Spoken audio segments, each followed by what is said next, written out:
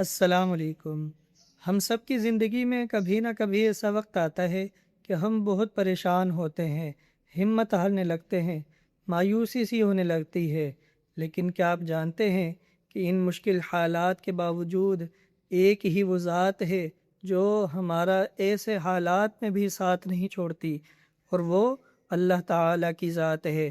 اللہ تعالیٰ قرآن پاک میں سورہ طلاق کی آیت نمبر 3 میں ارشاد فرماتا ہے، وَمَن يَتَوَكَّلْ عَلَى اللَّهِ فَهُوَ حَسْبُهُ، اور جو اللہ پر بھروسہ کرتے ہیں اللہ انہیں کافی ہے۔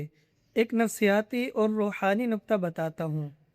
بھروسے کا مطلب یہ نہیں ہے کہ ہم ہاتھ پر ہاتھ رکھ کر بیٹھ جائیں اور کہیں کہ اللہ پر ہمیں بھروسہ ہے، بلکہ بھروسے کا مطلب یہ ہے کہ پہلے ہم اپنی پوری کوشش کریں اور اس کا نتیجہ اللہ تعالیٰ کے ذمہ کرم پر چھوڑ دیں۔ جب ہم یہ مان لیتے ہیں کہ اللہ ہے نا، وہ سب ٹھیک کر دے گا، تو ہمیں ہمارا آدھا سا بوجھ وہیں ختم ہو جاتا ہے۔ ہمیں ایسا سکون ملتا ہے کہ جو کہیں سے بھی نہیں مل سکتا۔ آج اگر آپ کسی مشکل میں ہیں تو ایک بار دل سے کہہ کر دیکھیں، حسبنا اللہ ونعم الوکیل، کہ اللہ ہمیں کافی ہے اور وہ بہترین کارساز ہے۔